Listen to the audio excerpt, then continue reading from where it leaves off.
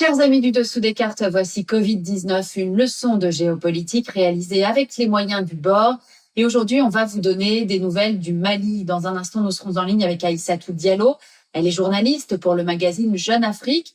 Le Mali qui, pour l'instant, semble échapper à l'épidémie de coronavirus et n'a enregistré que très peu de cas. Alors peut-être manque-t-on de données sanitaires fiables, ou alors il y a une autre hypothèse, c'est que les Maliens reçoivent souvent des traitements contre le paludisme et que ces traitements, vous le savez sans doute, contiennent la fameuse molécule dont tout le monde parle en ce moment, la chloroquine. En attendant, le Mali n'affronte pas encore une crise sanitaire, mais affronte d'ores et déjà et depuis déjà plusieurs années à la fois une crise sécuritaire et une crise politique. On y reviendra dans un instant. Et on va commencer par survoler ce pays pour réviser nos bases en géographie. Focus sur un pays immense, fracturé, dans une région ô combien instable.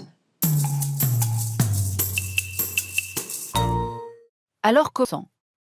Cette population vit très majoritairement dans la moitié sud du pays, appelée le Mali vert, grâce au passage du fleuve Niger. Le nord du Mali, semi-désertique, abrite des pasteurs nomades arabo-berbères, notamment ceux qu'on appelle les Touaregs. La capitale, Bamako, est située à des centaines de kilomètres du nord malien, qui est donc peu accessible et difficile à contrôler par le pouvoir central. Voilà le Mali, un pays mal contrôlé par le pouvoir central, lequel peine à faire appliquer en ce moment les mesures barrières pour contrer l'épidémie de coronavirus. Alors certes, le gouvernement a fait fermer les écoles, mais aujourd'hui, par exemple, si vous allez à Bamako, vous constaterez qu'il y a encore beaucoup de monde sur les marchés, dans les mosquées ou dans les transports publics. Les Maliens qui ont un autre sujet d'actualité parallèle à l'épidémie du Covid, les élections législatives qui ont enfin pu se tenir dimanche dernier sur fond de kidnapping, d'insécurité, de menaces djihadistes. Il faut dire que le Mali connaît une crise sécuritaire depuis le début des années 2010. Tout de suite, le rappel des faits.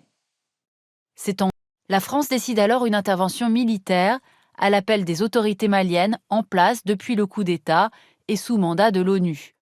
L'opération dite Serval stoppe l'avancée des combattants islamistes qui seront chassés des villes du Nord Mali par les troupes françaises dans les mois qui suivent. Pour faire face à l'ennemi commun, l'armée française, la nébuleuse djihadiste s'est unifiée. Les groupes de combattants sont aujourd'hui affiliés soit à Al-Qaïda, soit à l'État islamique, et ils sèment la terreur dans les zones qu'ils contrôlent. Et nous sommes en ligne avec Aïssatou Diallo. Bonjour Aïssatou, vous êtes journaliste à Jeune Afrique et vous suivez pour ce journal l'actualité malienne. Alors d'abord, première question, est-ce que les Maliens aujourd'hui, ils ont davantage peur de la menace djihadiste que du coronavirus?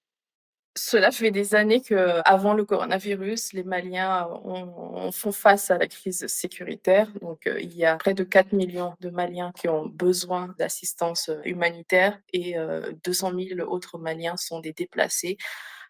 Donc, la crise sécuritaire, elle a beaucoup plus d'ampleur que le coronavirus qui, pour l'instant, ne touche que 246 personnes au Mali.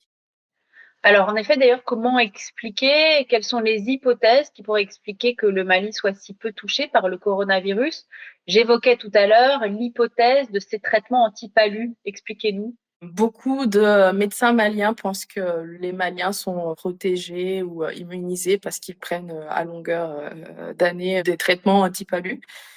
Mais cette hypothèse reste encore à vérifier puisqu'il n'y a pas eu de tests scientifiques. Et le ministère malien de la Santé a aussi validé la chloroquine dans le traitement des patients contre le coronavirus. Mais le faible nombre de cas, il peut être aussi compris par le fait qu'il n'y a pas beaucoup de tests qui sont effectués. Donc, moins on teste, moins on a des cas. Pourquoi est-ce que le gouvernement redoute à ce point une épidémie de coronavirus? Parce que le système de santé malien est très fragile. Est-ce que vous pouvez nous le résumer en quelques mots? Le système de santé malien est effectivement fragile et pour faire face à cette crise de coronavirus, il y a 2 centres qui ont été équipés pour prendre en charge les malades. Il y a 56 respirateurs actuellement pour tout le pays et il y a une vingtaine de lits de réanimation qui sont aujourd'hui disponibles. Donc c'est vraiment dire le peu de moyens dont le pays dispose pour faire face à cette crise. Alors les Maliens, ils ont deux actualités, cette épidémie de coronavirus comme dans le monde entier et des élections législatives dont le deuxième tour, je le disais, a eu lieu dimanche dernier dans un contexte très particulier avec des rapts, avec une menace djihadiste qui pesait sur les bureaux électoraux. Vous pouvez nous raconter? Au premier comme au second tour, il y a de nombreux Maliens qui ont préféré s'abstenir justement parce qu'ils avaient peur, parce qu'ils ont été menacés, parce qu'il y a eu des candidats qui ont été kidnappés. Donc surtout dans le centre et le nord du pays, il y a, je pense à Soumaïla Cissé, le chef de file de l'opposition, qui a été kidnappé depuis le 25 mars et qui n'a pas encore été libéré par ses ravisseurs. Donc c'est vraiment dans ce climat de peur et d'insécurité que l'élection s'est tenue dans une partie du pays. Néanmoins, la plupart des bureaux de vote ont été ouverts et on a observé qu'il y avait, au second tour, plus de dispositifs, pour se laver les mains, pour, porter un masque ou, il y avait plus de mesures prises pour faire face au coronavirus que lors du premier tour. Donc les Maliens en fait avaient peur d'aller voter et pour des raisons sécuritaires et pour des raisons sanitaires. Il n'empêche que ces élections, elles ont enfin eu lieu. Est-ce que cela dessine un horizon, un nouvel espoir politique et sécuritaire pour les Maliens? Tout à fait, parce que ce scrutin, il était important pour de nombreux Maliens, notamment, pour la classe politique, parce que depuis 2018, il n'y a pas eu de législative. Le mandat des députés a été prorogé à plusieurs reprises et alors qu'il faut une assemblée légitime pour pouvoir voter, les réformes, constitutionnelles à venir et il y a beaucoup le pays, s'engage dans de nombreuses réformes institutionnelles également. Donc il est important d'avoir une assemblée légitime et pas une assemblée dont le mandat a été prorogé à plusieurs reprises depuis 2018. Merci beaucoup Aïssatou Diallo d'avoir été en ligne avec nous. Je rappelle que vous êtes journaliste pour Jeune Afrique en charge du Mali et du Burkina Faso. Merci à vous de nous avoir suivis. Merci pour votre fidélité. On se retrouve très vite pour une nouvelle vidéo, une nouvelle destination. Et d'ici là, prenez soin de vous, restez chez vous. On s'occupe de vous faire voyager.